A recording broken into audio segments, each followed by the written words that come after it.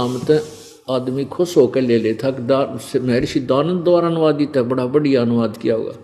और महर्षि दानंद तो सारा गोबर बना रखा है इस वेदों का, जहाँ इसने अनुवाद किया कति सर्वनाश कर रखा है उसका, कोई ठीक से अनुवाद किया ही नहीं। बल्कि ये जो अनुवाद इन्होंने किया है ये कुछ हद तक ठीक है।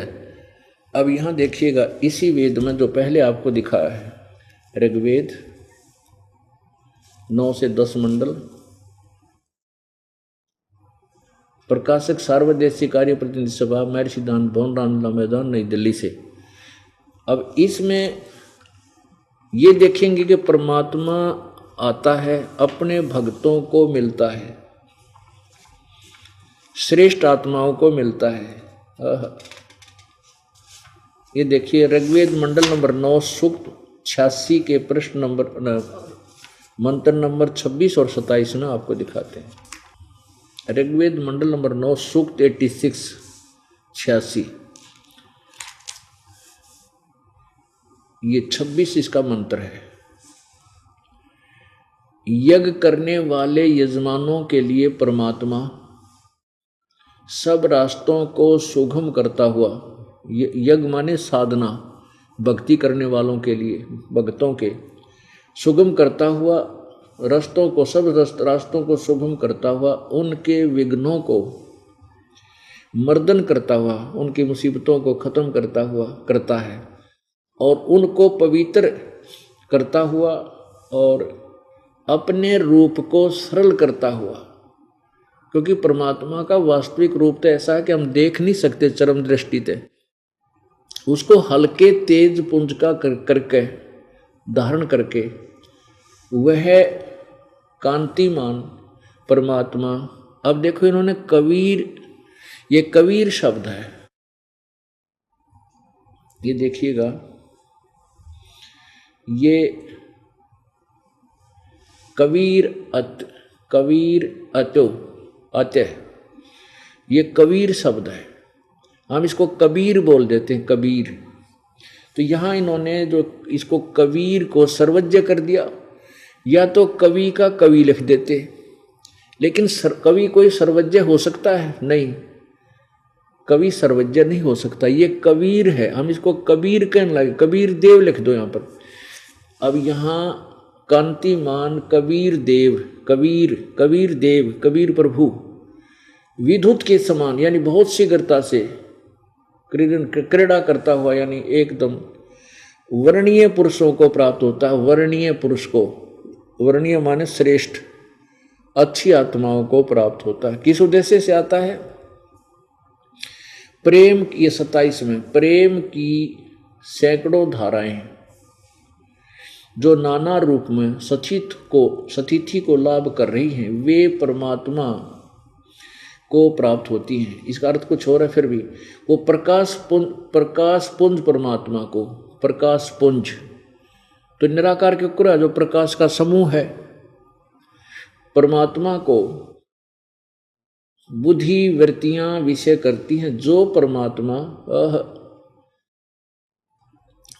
परमात्मा धूलोक के तीसरे पृष्ठ पर विराजमान है। एक देशीय हो गया, ये दानंद जैसे ज्ञानहीन ने अपने सत्यार प्रकाश में लिख रखा है, परमात्मा एक देशीय नहीं है, वो तो सर्वव्यापक है, कण कण में व्यापक है, वो निराकार है। और वेदों में ऐसा लिखा है, वेदों की आड़ लेकर कोरी झूठ बोल रखी सत्यार्थ प्रकाश में। अब ये एक देशीय वेद ही सिद्ध कर रहे हैं कि वो तीसरे धूलोक के, धूलोक माने उस सत्यलोक में तीसरे भाग पर, बताओ, तीसरे पृष्ठ पर, पृष्ठ माने भाग पर, तीसरे भाग में वो विराजमान है, एक देशी है, बैठा है। अब इससे ये सिद्ध हो गया कि वो परमात्मा सतलोक में रहता है। अब पुण्यात्माओं, कबीर परमेश्वर जी की महिमा चारों वेद गा रहे हैं, और यही कबीर परमात्मा कहा करते कि वेद मेरा भेद है और मैं इन वेदन में नाही, इन चारों वेदों में मेरी पाने की विधि नहीं है, और जौन वेद से मैं मिलूं ये वेद जानते नहीं। जिस वेद से मेरी प्राप्ति हो सकती है चारों वेदों में, उसका वे ऑफ वर्शिप नहीं है, पूजा की विधि नहीं है। और परमात्मा की महिमा सारी वेद कबीर जी की विषयगार, जो लीलाएं कबीर जी ने आके की वो ना कृष्ण जी ने की, ना राम ने की, ना 9 अवतारों ने की, केवल वो वेद केवल कबीर जी के बारे में ही महिमा वही बता रहे हैं जो परमेश्वर ने 600 वर्ष पहले आकर लीला की थी।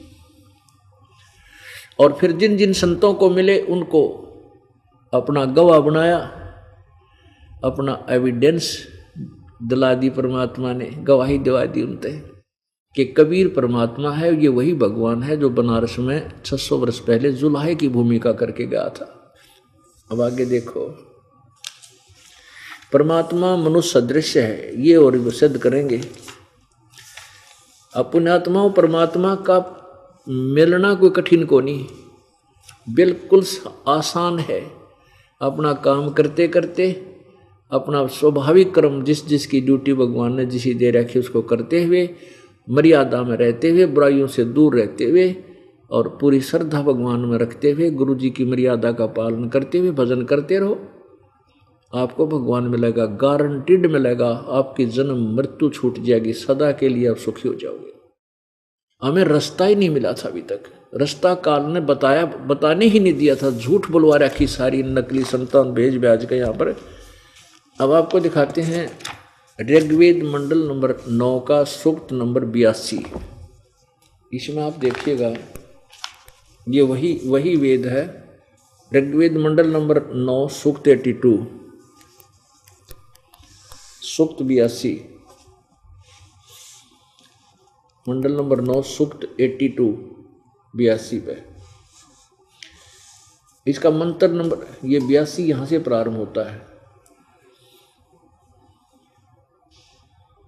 ये दवी सितस मत्य सूकम, यानी ये 82 माह है। यहां देखिएगा इसका प्रथम मंत्र में कहा है कि जो सर्वोत्पादक प्रभु प्रकाश रूप गुणों सद्गुणों की वृष्टि करने वाला, पाप के हरण करने वाला, कबीर अंगारी पाप करने वाला है, वह राजेव। संस्कृत देखो, राजेव बने राजा के समान, राजेव राजा की तरह, राजा के समान। ये देखो ऊपर 269 पृष्ठ, ये 270 पर आगे से, राजा के समान दर्शनीय है। दसम, राजा के समान दसम दर्शनीय है, देखण जोगा, तो निराकार कैसे रहा। और वह पृथ्वी आदि लोकांतरों के चारों ओर शब्दमान हो रहा है। वह वर्णीय पुरुषों को, श्रेष्ठ भक्तों को जो दृढ़ भक्त हैं, वह वर्णीय पुरुषों को, वह भगवान जो दृढ़ भक्त हैं उसको पवित्र करता हुआ प्राप्त होता है। उस परमात्मा उस सच्चे भगत को मिलता है और उसको पवित्र करता है, तत्व ज्ञान से ओतप्रोत कर देता है, उसके विकार समाप्त कर देता है। जिस प्रकार विद्युत बिजली स्नेह वाले स्थानों को आधार बनाकर प्राप्त होता है, उस प्रकार गुण वाले परमात्मा ने इस ब्रह्मांड को उत्पन्न किया। वो परमात्मा बिजली के समान आता है और इतनी, कहते हैं कबीर जी, परमेश्वर खुद कहते हैं, पहुंचूंगा क्षण एक में, एक क्षण में, इतनी देर में कहते आपके पास आ लूंगा, अगर तेरे पर कोई आपत्ति आओगी आगे खड़ा पाऊंगा। तो वही कह रहे हैं, वो बिजली जैसी तेज तीव्र गति से वो परमात्मा अपने भक्तों को आकर मिलता है और यहाँ भी वो विराजमान होता है। अब आगे देखो दूसरे, यो एक मंत्र सुना, अब दूसरे में देखिएगा। सूक्त ऋग्वेद मंडल नंबर 9 सूक्त नंबर 82 यो एक मंत्र आपने पढ़ा। अब दूसरा देखो, हे परमात्मन, अब ये यहां नाम लिखा भगवान का, हे परमात्मन उपदेश करने की इच्छा से आप, तत्व ज्ञान देने की इच्छा से आप महापुरुषों को प्राप्त होते हो हे परमात्मा, महापुरुषों को, अच्छी आत्माओं को मिलते हो, आकर के उनको उपदेश देते हो। और आप अत्यंत गतिशील पदार्थ के समान, यानी बिजली जैसी तीव्रता से हमारे आध्यात्मिक यज्ञ को प्राप्त होते हो। यानी जहाँ हम सत भक्ति करते हैं वहाँ आप अवश्य आ जाते हो सेकंड में। आप ये इन्होंने क्या कर दिया, कबीर, ये देखो, कबीर वेदस्या, वेदस्या माने उपदेश करने की इच्छा से। यहाँ लिखना था कबीर, हे कबीर परमात्मा, आप उपदेश करने की इच्छा से महापुरुषों को प्राप्त होते हैं। ये कबीर को इन्होंने यहाँ ला ठोका, जबकि इस अक्षर का इसके साथ मिलन है कि यहाँ आकर मिलन कराया इसने। तो इन्होंने जानबूझ कर उलट सुलट करने की चेष्टा की है, फिर भी सच्चाई नहीं छुप पाई। आप सर्वज्ञ हैं, कवि कोई भी सर्वज्ञ नहीं होता। आप कबीर देव हैं, आप कबीर परमेश्वर हैं, शुद्ध स्वरूप हैं। और हमारे पापों को दूर करके हे अमर परमात्मा, सोम माने अमर परमात्मा होता, हे सोम आप हमको सुख दें और प्रेम भाव को उत्पन्न करते हुए पवित्रता को उत्पन्न करें। अब देखो तीसरे में, पवित्र यज्ञों में रक्षा से आप प्राप्त होते हो और पृथ्वी आदि लोक लोकांतरों में, पृथ्वी आदि लोक लोकांतरों में गति करते हुए आप सर्वव्यापक नहीं करते, ये आप है, आप स्वयं गतिशील होकर विराजमान होते हैं। अपने आत्माओं विचार करने की बात है, आप कैसे हैं, सबके तर्पक हैं, सबके रक्षक हैं और बड़े बड़े गतिशील पदार्थों के नियंता हैं और पृथ्वी आदि लोक लोकांतरों के केंद्र होकर सब पदार्थों में रक्षा को उत्पन्न करते हैं। पदार्थों में, अब यहाँ इसका क्या अर्थ है कि अपवित्र युगों में रक्षा के से आप प्राप्त होते हैं। जहाँ भी अच्छे कर्म होते, सब शास्त्रानुकूल साधना होती है, वो परमात्मा स्वयं विद्यमान रहते हैं। कदे कोई उठपटांग ना कर जाए देवता या कोई बिगड़ आत्मा आके। तो पृथ्वी आदि लोकांतरों में गति करते हुए आप स्वयं गतिशील होकर विराजमान होते हैं। परमात्मा कहते हैं, गोता मारूं स्वर्ग में जा बैठूं पाताल, कह कबीर ढूंढता फिरूं अपने हीरे माणिक लाल। आप गति करके, अब जैसे परमात्मा सर्वव्यापक मानते थे ये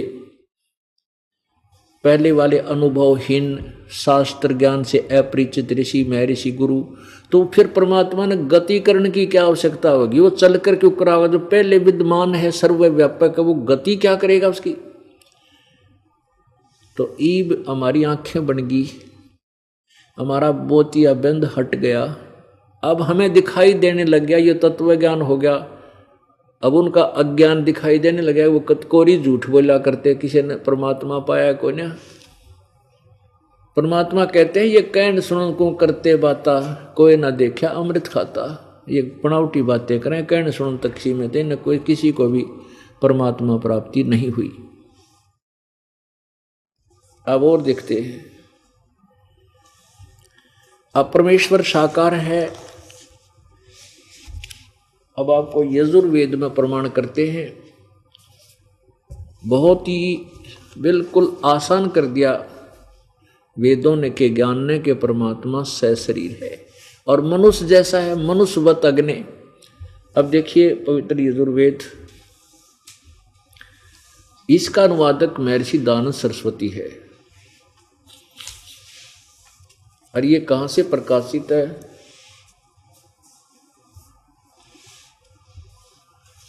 सार्वदेशिक आर्य प्रतिनिधि सभा, सार्वदेशिक आर्य प्रतिनिधि सभा 2/5 महर्षि दान भवन रामलीला मैदान नई दिल्ली। इसका अनुवादक ये महर्षि दानंद है, ये सत्य है। यजुर्वेद आर्य भाषा भाष्य संपूर्ण 40 अध्याय महर्षि दान सरस्वती कृत। मुद्रक है Prince of set printers 1510 Pataudi house Daryaganj नई दिल्ली।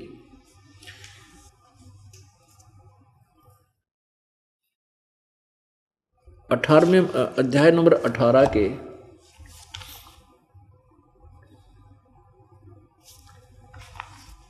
और मंत्र नंबर इसमें 56, 58 और 59, 60 में एक प्रमाण दिया है कि वो परमात्मा। अब देखिएगा ये अध्याय नंबर 18 यानी 18वां अध्याय है और यहाँ इसका श्लोक नंबर 55 में हे विद्वान, यहाँ इन्होंने विद्वान लिख दिया, विद्वान यहाँ लिखना था हे परमात्मा। इसने तो अड़ंगा करने का ठेका ले रखा था दयानंद जी ने कि सच्चाई तो बतानी है को नहीं, वेद के बताना चाहते हैं। वैसे इसने सत्यार प्रकाश के प्रथम समोल्लास में ये लिखा है कि परमात्मा से विद्वान कोई नहीं हो सकता, इसलिए परमात्मा का नाम विद्वान है। तो यहाँ हम विद्वान शब्द परमेश्वर से लेंगे। देखिए, हे विद्वान, जो आप विश्व से संसार के मूर्धन माने सिर पर, यानी विश्व के या संसार के सिर भर मन सबसे ऊपर वाले स्थान में त्रिश्रित विराजमान सूर्य के समान अधिकार पाए हुए हैं और आप अंतरिक्ष के तुल्य व्यापक परमेश्वर में मन प्राणों में जीवन है, वह प्राणों को देते हो। बता कुछ बात हुआ ये। अब इसका इस सीधा सा अर्थ है कि परमात्मा यानी ऊपर शीर्ष स्थान पर वहाँ सतलोक में विराजमान है। अब देखो यजुर्वेद का ये 18वां अध्याय ही है और इसके 58वें श्लोक में क्या लिखा है, हे सत्य, असत्य का ज्ञान चाहते हुए मनुष्यों, तुम लोग जो उत्साह आत्मा, या वैसे इसका अर्थ कुछ और ही बनता है, फिर भी आत्मा व प्राण, मन व बुद्धि आदि, नेत्र आदि इंद्रियों से संपन्न, प्रत्यक्ष आदि प्रमाणों से व कान आदि इंद्रों से अच्छे प्रकार धारण किए, अर्थात निश्चय से ठीक जाना, सुना, देखा, अनुमान किया, वह अच्छे प्रकार प्राप्त हो। उस कारण हम लोगों से पहले उत्पन्न हुए, हमसे प्राचीन ऋषि यानी वेद आदि के जानने वाले परम योगी ऋषिजन जहाँ पहुँचे, उस सुकृत मोक्ष चाहने वाले सज्जनों के ही प्रत्यक्ष समूह व मोक्ष पद को अनुकूलता से पहुँचो। अब पुण्य आत्माओं, इसका सीधा सा अर्थ बनता है कि हृदय और मन की आँखों से, जिन्होंने अपनी दिव्य दृष्टि रूपी नेत्रों से उस परमात्मा को देखा है। यो कान तैसना आप लिख दिया, कान इसमें कोई शब्द नहीं है। उन जिन्होंने उस परमात्मा को देखा है, वहीं पर जो हमसे पहले वाले, हम लोगों से पहले उत्पन्न हुए, हमसे प्राचीन ऋषि यानी वेदादि के जानने वाले परम योगी साधु ऋषिजन जहाँ पहुँचे, उस सुकृत मोक्ष चाहते हुए सज्जनों के प्रत्यक्ष समूह व मोक्ष पद को अनुकूलता से पहुँचे। यानी उस लोक में, लोकम माने उस लोक में, उस लोक को हम भी अनुप्रेत वहाँ पहुँचे, उनके बाद हम वहाँ जाएं जहाँ वो पहले चले गए, जो सत्य भक्ति करते थे। अब 60 में देखो, 59 में लिखा है, हे ईश्वर ज्ञान चाहने वाले मनुष्यों को, हे ईश्वर के ज्ञान चाहने वाले मनुष्यों और हे समान स्थान वाले सज्जन, जिसको ज्ञान प्राप्त है वह वेदार्थ को जानने वाला, यज्ञ की पालना करने वाले समान वर्तमान पुरुष, जिस सुख निधि परमेश्वर को अच्छे प्रकार प्राप्त होते हैं, इसको इस परम उत्तम व्योमन माने आकाश में प्राप्त व्यापक परमात्मा को मैं तेरे लिए जैसे इस सब प्रकार से देता हूँ, उपदेश करता हूँ। धर्म अनुकूल चाहने हारा मैं तुम सब के लिए जिस परमेश्वर का उपदेश करूं, तुम जानो। इसका क्या अर्थ है कि व्योमन माने आकाश में, उस परमेश्वर को उस आकाश में यानी सत्यलोक में। अब ये अगर वो ऊपर इनकी दयानंद जी की क्या थ्योरी थी कि मोक्ष प्राप्त प्राणी किसी एक लोक में बैठ के अपने मोक्ष सुख को नहीं भोगता, वो ऊपर परमात्मा को ऊपर परमात्मा में घूमता है। तो यहाँ परमात्मा नहीं, जब सर्वव्यापक है तो वो तो यहाँ भी है, ऊपर के न्यारा भगवान हो गया। फिर जो सर्वव्यापक है तो कहते हैं ऊपर के आकाश में, वहाँ परमात्मा को अच्छी प्रकार प्राप्त हो। आकाश में आगे देखो इस 60 में 18वें अध्याय का 60वां मंत्र। हे एक साथ स्थान वाले विद्वानों, तुम उत्तम आकाश में व्यापक इस परमात्मा को जानो। अब देखो, अब यहाँ परम में योमन माने आकाश, परम माने परम उत्तम यानी श्रेष्ठ। आकाश में व्योमन माने आकाश यानी उस स्वर्ग स्थान पर इस परमात्मा को जानो। इसके व्यापक रूप, व्यापक नहीं अस्य रूपम, इसके सत्य रूप को, स्वरूप को जानो। इसका मतलब साकार है परमात्मा।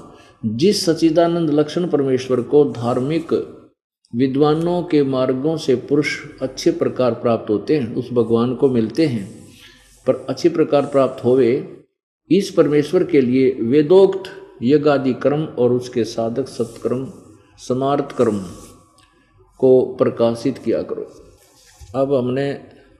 अब ऋग्वेद मंडल नंबर 1 सूक्त नंबर 31 में और मंत्र नंबर 17 में स्पष्ट लिखा है मनुष्यवत अग्नि। ये दयानंद महर्षि जी का ही अनुवाद है, लेकिन इस अनुवाद गलत किया है। ये देखिएगा ऋग्वेद मंडल नंबर 1 इसी का अनुवाद है। ये कहाँ से प्रकाशित है? सार्वदेशिक कार्य प्रतिनिधि सभा 3/5 महर्षि दानंद भवन, रामलीला मैदान, नई दिल्ली। सूक्त नंबर 31 मंडल नंबर 1 और मंत्र नंबर 17। ये देखिएगा ऋग्वेद मंडल नंबर 1 सूक्त 31 और मंत्र नंबर 17 में। अब हमने, क्योंकि अब शिक्षित समाज है, इसलिए हमने इनके द्वारा किए गए गपड़ चौथ भी देखनी पड़ेगी। उल्ट सुलट कर रखा है इन्होंने, ज्ञान तो था ही नहीं। अब यहाँ लिखा है मनुष्यवत अग्नि। इसको 2 भागों में बांटा है। अग्नि माने कुछ और कर दिया, यहाँ मनुष्यवत, ये है मनुष्यवत। इस दय को तय बना देते हैं ये जो अनुवाद संधि छेद करते इसमें। मनुष्यवत इसका अर्थ है मनुष्यवत, और अग्नि माने परमेश्वर है ही, इसने मनुष्यवत तो यहाँ ले लिया।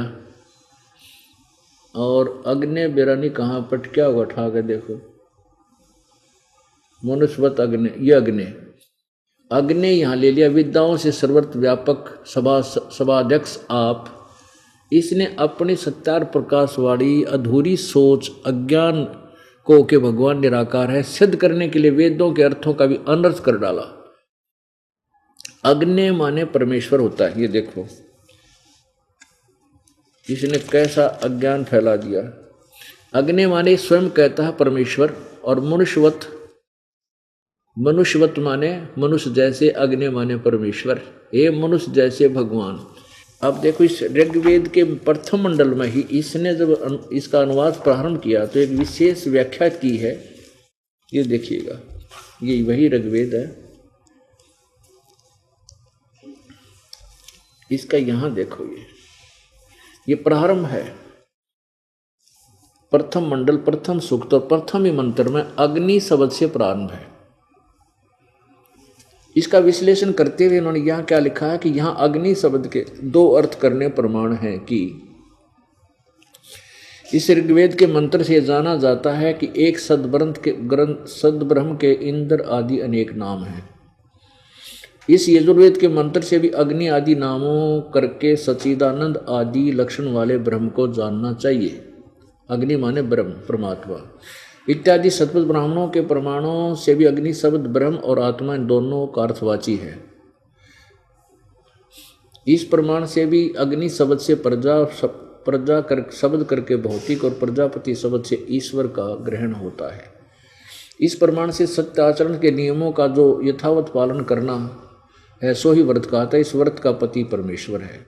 इस ऋग्वेद के प्रमाण से ज्ञान वाले तथा सर्वज्ञ प्रकाश करने वाले विशेषण से अग्नि शब्द करके ईश्वर का ग्रहण होता है। इन्होंने स्पष्ट किया है। वैसे अग्नि माने आग, तो बालक ने पूछ ले वो बता देगा। अग्नि माने परमेश्वर शब्द, यानी जो भी विशेषण है भाषा में वेदों में वो प्रभु का है। उसी प्रभु से ही वेदों से हमने अपनी अन्य पदार्थों के नाम रखे बाद में। तो वास्तव में अग्नि माने परमेश्वर है। देखो फिर इसी आधार से इन्होंने खुद भी अग्नि माने परमेश्वर अर्थ किया है। अब पहले में तो है, अब दूसरे में देखो मंत्र नंबर 2 मंडल नंबर 1 सूक्त नंबर 1 का मंत्र नंबर 2, इसमें अग्नि माने वह परमेश्वर स्वयं अर्थ किया स्वामी जी ने, दयानंद जी ने। अब मंत्र नंबर 3 में मंडल नंबर 1 सूक्त नंबर 1 मंत्र नंबर 3 में अग्निना अच्छी प्रकार ईश्वर की, अग्नि माने ईश्वर की, अग्निना ईश्वर की, अग्नि माने ईश्वर। और 4 में अग्नि माने हे परमेश्वर। 5 में लगातार इसमें 9 मंत्र हैं, 9 में से 8 में अग्नि शब्द है, अग्नि माने परमेश्वर किया है।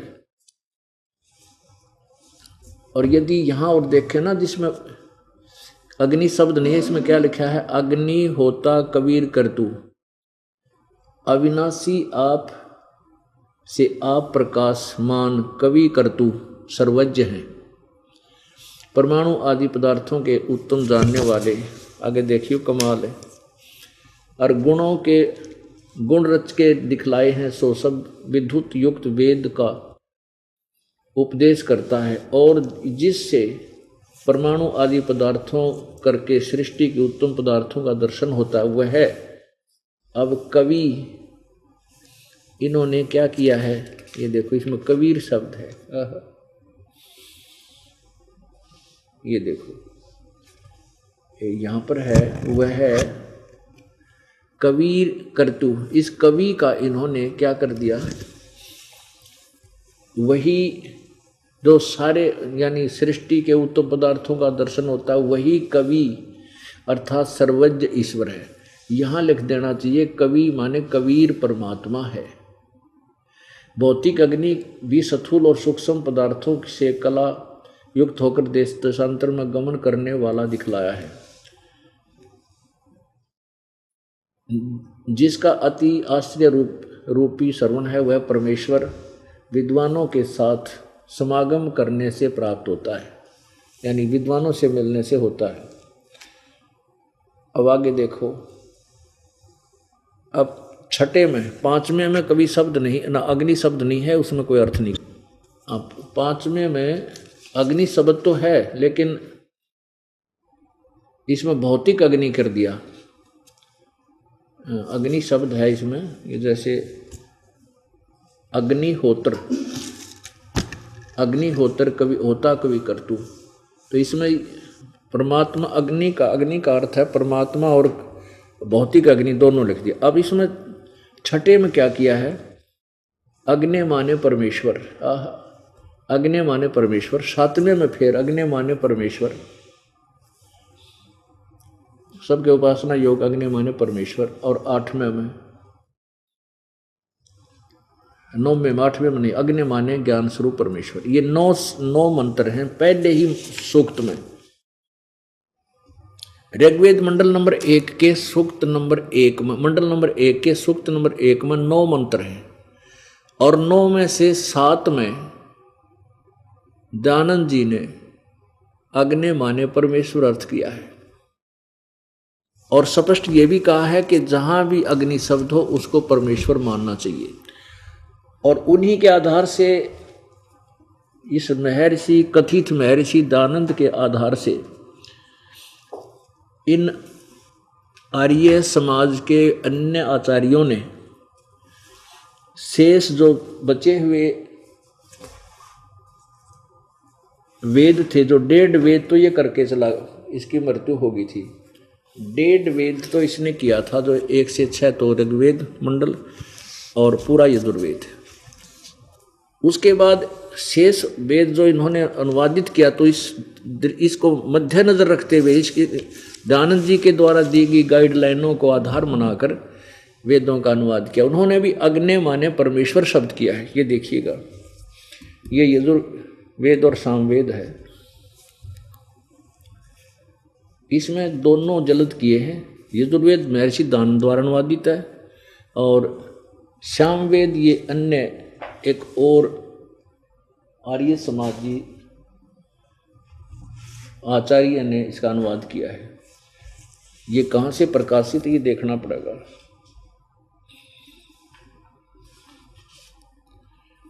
ये है, यहां से देखो,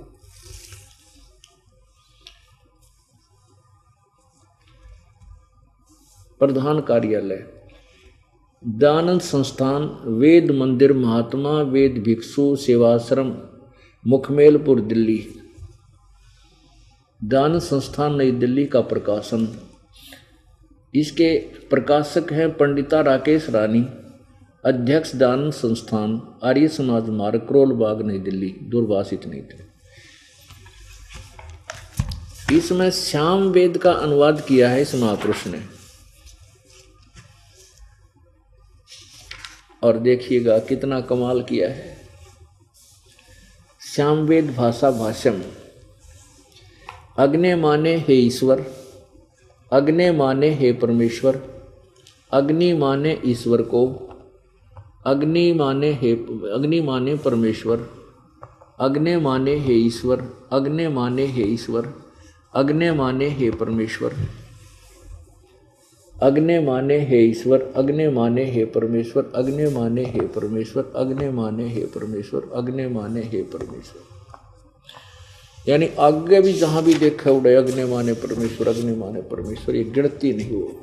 और इस दयानंद जी ने तो ठेका ले रखा था इस समाज को बर्बाद करने का, काल से ठेका लेकर आया था कि सच्ची तो कहनी है को नहीं। संस्कृत ज्यादा जाने था, व्याकरण का ज्ञाता था, बस इसी से प्रभावित होकर ये भोली आत्मा इसके ऊपर आसक्त हो गया। इसके ऐसा विद्वान नहीं। एक भाषा के जान लेने से इंसान विद्वान नहीं बनता। तत्व ज्ञान अलग होता, वो चाहे सिंपल लैंग्वेज में हो चाहे अपनी मातृभाषा में हो, वो ज्ञान ठीक होना चाहिए, तो वही उत्तम होता है। अब यहाँ हम इसको करते हैं अग्निवत परमेश्वर, हे अग्नि ए मनुष्यवत अग्नि। अब हम 31 में के 70वें अब श्लोक को ईब छोड़ जावांगे। ये देखो, अब पुण्यात्माओं ये देखिएगा, अब बहुत आसानी से समझ में आ जाएगा ये सारा। ऋग्वेद मंडल नंबर 1 सूक्त नंबर 31, इसमें लिखा है कि मनुष्यवत अग्नि। इन्होंने इस मनुष्यवत का संधि छेद ऐसा किया, मनुष्यवत, मनुष्य के आने जाने के समान, आने जाने नहीं, मनुष्य के समान। अग्नि माने परमेश्वर, अग्नि माने विद्याओं के सर्वत्र व्यापक सभाध्यक्ष। तरह गजब है। सभाध्यक्ष का क्या मतलब था? परमात्मा के विषय में जानकारी आ रही है। हे मनुष्यवत अग्नि। अब इसका अर्थ क्या बनता है? हे मनुष्य जैसे देहधारी परमात्मा। अब देखिएगा, इस दास ने इसका अनुवाद किया है। ये वही ऋग्वेद मंडल नंबर 1 का सूक्त नंबर 31 मंत्र नंबर 17 है। ये मनुष्यवत अग्नि, इसके संधि छेद ऐसे है, मनुष्यवत अग्नि, अंगीरसवत अंगीरह है, यातिवत सदने, पूर्वत सूचे अच्छ आया, वह दैव्यम जन्म आसाद्य बहिर्षि यक्षी च प्रियम। हे मनुष्यवत, मनुष्य के समान देहधारी अग्नि माने परमेश्वर। जैसे कि आप अंगीरसवत मनुष्य के तेजोमय शरीर के समान, मनुष्य वाले शरीर में तेजोमय शरीर, अंगीर देहधारी हो, यानी देहधारी बनकर हल्का तेजोमय शरीर धारण करके अपने शरीर को अर्थात अपने रूप को सरल करके प्रत्येक युग में अपने पवित्र सदने माने घर अर्थात ऊपर के सतलोक से आते हो पूर्ववत यानी पहले की तरह, पहले के समान, यातिवत मनुष्य समान अर्थात जैसे मनुष्य प्रयत्न करके कार्य सिद्धि करता है वैसे ही आप मनुष्य के समान कार्य करते हो, जैसे जुलाया बनकर दान का काम करया। हे प्यारे परमेश्वर, हमें अच्छी प्रकार प्राप्त होजिए तथा प्राप्त कीजिए अर्थात हमें शरण में लीजिए। इस काल लोक से बाहर सतलोक में अपने जन को, अपनी प्यारी आत्मा को अर्थात अपने भगत को देव स्वरूप अर्थात अच्छी आत्माओं में असाध्य स्थायी रूप से प्रतिष्ठित कीजिए। अब ये यही प्रमाण यजुर्वेद 31 के 18 में लिखा है कि परमात्मा सूर्य के समान प्रकाशमान है आदि आदि। इससे 2 बातें सिद्ध होगी, 3 बातें सिद्ध होगी कि परमात्मा मनुष्य दृश्य है, मनुष्य जैसा देहधारी है, वो सह शरीर है। अब मनुष्य जैसा भी हो गया, पहले तो हम ये दास आपको अग्ने तनुरसी विष्णुवे तवा सोमस्य तनुरसी यजुर्वेद मंत्र नंबर 5 के अध्याय नंबर 5 के मंत्र 1 को बार बार बताया करते, उससे सिद्ध किया करते परमात्मा सह शरीर है और वो 2 शरीरों में है। एक तो तेजों में शरीर ऊपर है, हल्का तेज पुंज का शरीर यहाँ तीनों लोकों प्रवेश करके सबका धारण पोषण करने के लिए भी परमात्मा का वो अन्य शरीर है। और वो परमात्मा वहाँ से चलकर यहाँ सतलोक से चलकर यहाँ आता। ये वेदों ने सिद्ध कर दिया, उसका नाम कबीर है, उसको ये कवि कहने लगे। अब जैसे ये यजुर्वेद है, अब पुण्यात्मा जैसे ये यजुर्वेद है, अब इस रे को हटाकर हम यहाँ 2 बिंदी लगा देते हैं, 2 पॉइंट, तो भी अगर केवल ये यजु कहीं लिखा हो और 2 बिंदी लगी हो तो अंडरस्टूड होगा यजुर्वेद। तो ऐसे ही कवि शब्द वेदों में केवल या तो कवि शब्द होगा, वो सेंटेंस बताएगा, कवि शब्द हो गया वो काव्यकार के लिए, और कबीर शब्द परमेश्वर का बोधक है। कबीर देव लिखना होगा, वहां पर कबीर देव है, वो कबीर परमेश्वर है, हम उसको कबीर देव कहने लगे। इस प्रकार परमात्मा का नाम वो कबीर देव है और वो मनुष्य जैसा है, सह शरीर है। तो पुण्यात्माओं, अब वो परमात्मा यहां तत्व ज्ञान के लिए आता है, तत्व ज्ञान बताने के लिए आता है। फिर देखना ऋग्वेद मंडल नंबर 9 का और सूक्त नंबर 96 और इसका मंत्र नंबर 20 दिखाएंगे ओनली आपको। हाँ, ये देख लिया, ऋग्वेद मंडल नंबर 9 का सूक्त नंबर 96, ऋग्वेद मंडल नंबर 9 का सूक्त नंबर 96। इसमें 16 नंबर मंत्र में क्या कहा है कि हे परमात्मन, पूर्ण परमात्मा, सर्वोपरि रहस्य श्रेष्ठ नाम, ये नाम का इसने अर्थ नहीं किया, जो तुम्हारी संज्ञा है, यहाँ लिखना था जो आपका रहस्य में सर्वोपरि सबसे श्रेष्ठ जो नाम है आप उसका ज्ञान कराएं, ये अंडरस्टूड है। अब इसमें वो स्पष्ट लिखा है, वो कबीर गिरभी कावेना कबीर। अब कबीर गिरभी, कबीर वाणी, कबीर संत सोम, पवित्रम अत्यति रेभन। अब यहाँ शिशु रूप को इन्होंने क्या अर्थ कर दिया, उस परमात्मा को यहाँ लिखना था जो शिशु रूप में प्रकट होता है परमात्मा, उस जो सदा प्रकट है, यानी जो सदा ही रहता है, जो अत्यंत उसको कमनीय है, उसको उपासक लोग बुद्धि विषय करते हैं, उसकी स्तुति द्वारा उसके गुणों का वर्णन करते हैं। विद्वान लोग उस गतिशील परमात्मा का गुणों के गुणों द्वारा वर्णन करते हैं, और कवि लोग वाणी द्वारा। कबीर गिरभी, यहाँ लिखना था ये कबीर गिरभी।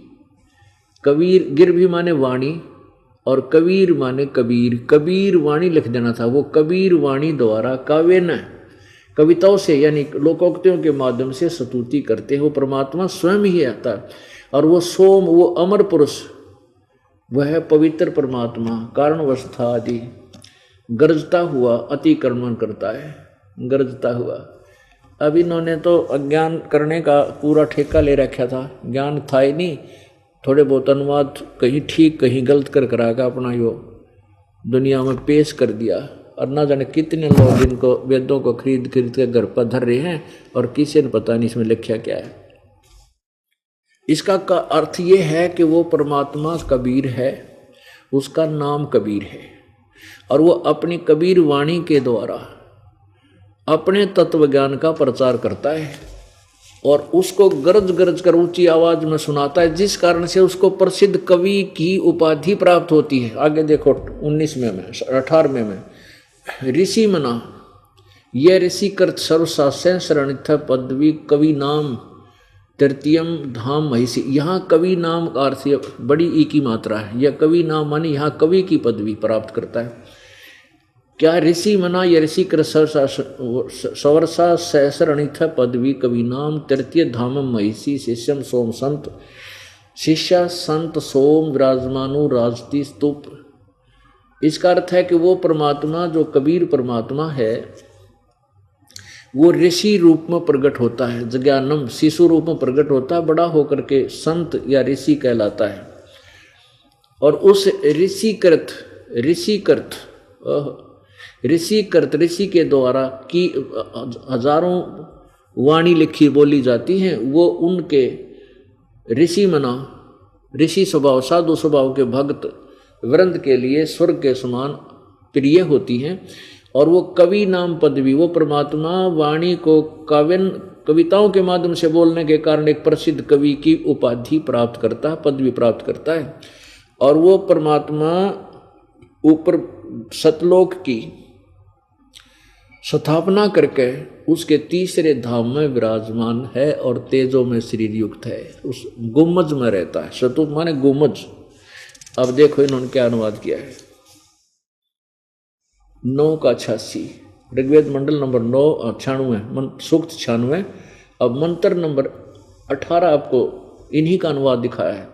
सोम स्वरूप परमात्मा, सोम माने अमर, अमर परमात्मा पालन की इच्छा करता हुआ जो महान परमात्मा तृतीयम धाम, सीधा अर्थ है तृतीयम धाम, देवान या पितर इन दोनों से पृथक, यहाँ तीसरा जो मुक्ति धाम है उसमें विराजमान है।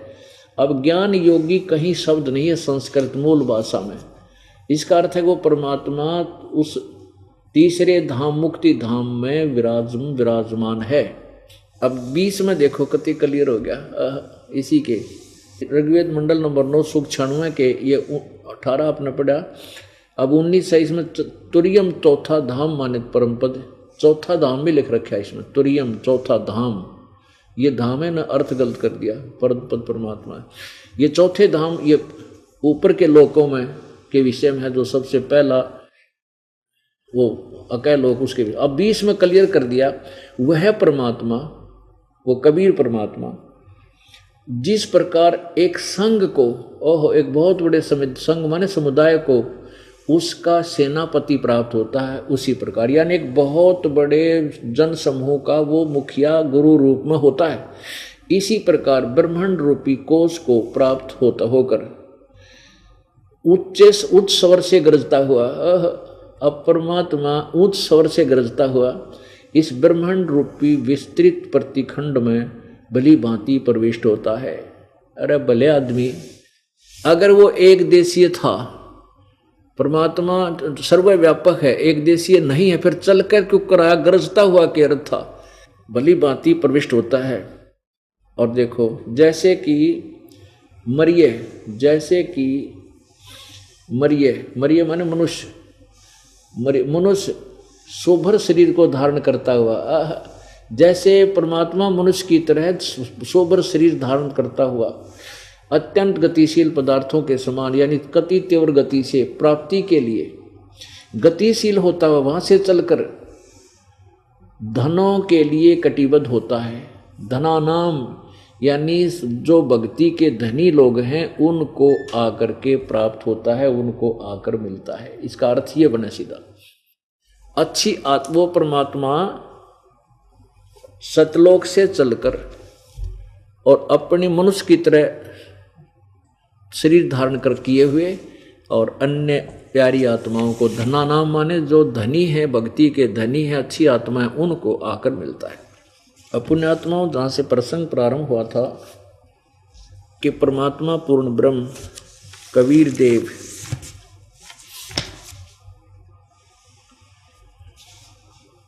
अपने तत्व ज्ञान को स्वयं ही आकर बताता है और वो परमेश्वर उन अज्ञानी ऋषियों, महर्षियों, संतों, गुरुओं या अन्य धर्म के जो उसमें काजी और मुल्ला थे उनको उनके अज्ञान का पर्दाफाश करता है, जिस कारण से वो सभी परमात्मा के विरोधी बन जाते हैं और ये कहने लग जाते हैं कि कबीर परमात्मा अशिक्षित है, अज्ञानी है, इसकी बातों में मत आना, ये संस्कृत को पढ़ा नहीं है, ये क्या जाने वेदों और सदग्रंथों के बारे में।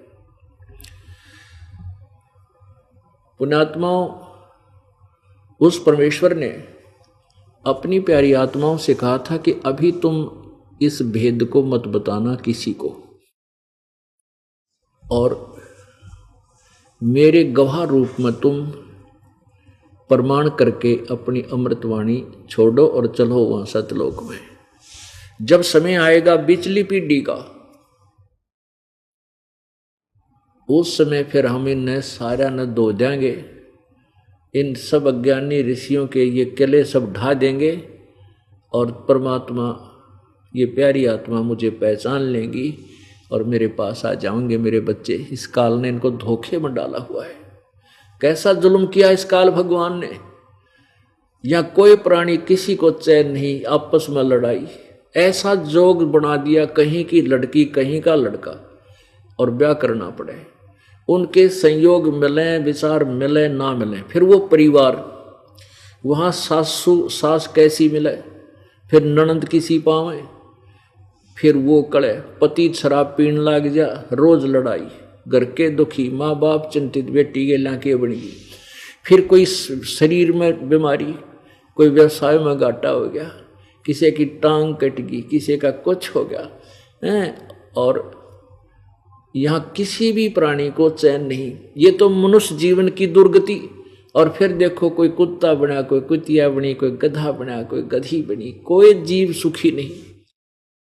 और हमारी फिर भी आंख ना खुलती। परमात्मा के कह रहे हैं, चारों युग में हम पुकारे कूकया हम हेल रे, हीरे माणक मोती बरसें यो जग चुगता ढेल रे। हम मोक्ष, पूर्ण मोक्ष रूपी हीरे और मोतियों रूपी ज्ञान की वर्षा करते हैं, लेकिन फिर भी ये इस शास्त्र विरुद्ध साधना रूपी कंकरों को इकट्ठा करते फिरते हैं।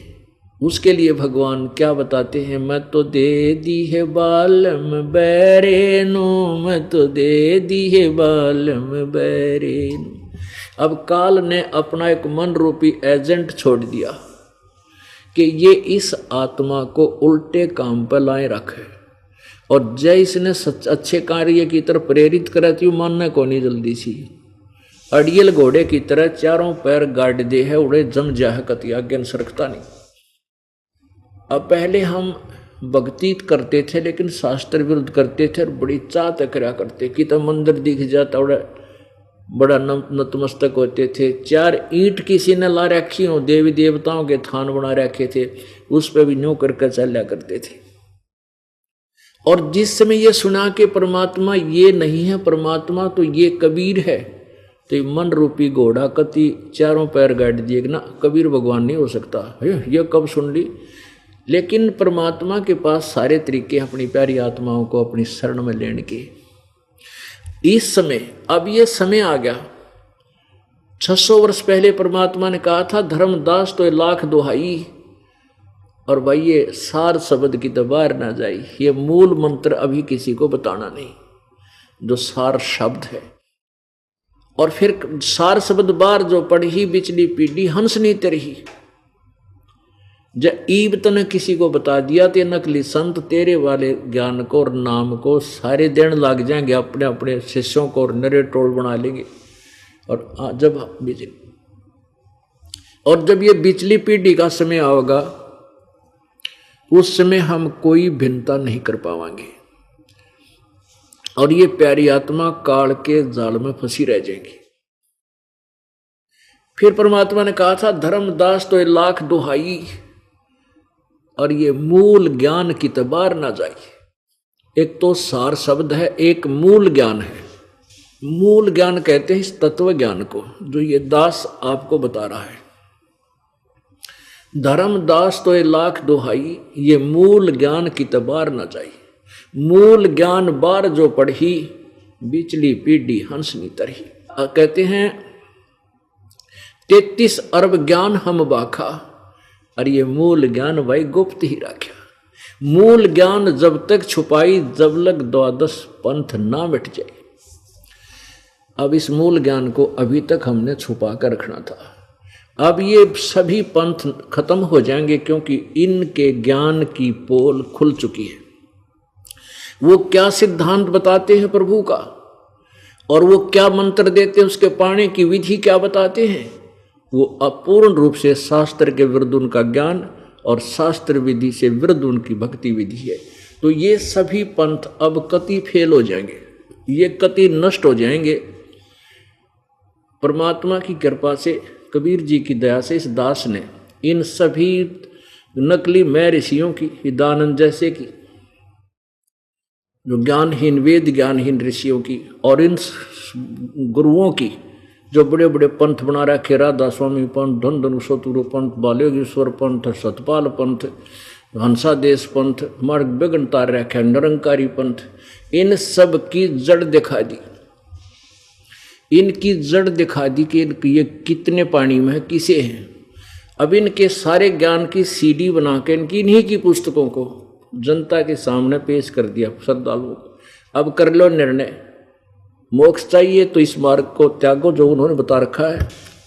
अपने आत्मा पहले हम जब छोटे बालक थे, वैसे तो सभी बच्चों के साथ ऐसे होता है, तो वो क्या करते थे, किसान परिवार में जन्म होने करके खेतों में ज़्यादा रहते थे। वर्षा के दिनों में जैसे आम के पेड़ होते थे उनसे फल खाते थे, वो वहाँ गुठलियाँ गिर जाती थी और वो आम के पौधे इतने प्यारे लगा कर छोटे छोटे और नर जगह जगह उग जाते थे। तो हम उनको निकाल कर उनको वहाँ से निकाल के और दूसरे स्थान पर दूसरे खेतों में लगा दिया करते थे। बालक ने लगे रहते अपन काम। जब किसी पौधे की जड़ें मिट्टी से बाहर निकल जाती तो यूँ क्या करते कि भाई इसकी जड़ तो राम ने देख ली, जब उगे को नहीं सूखेगा।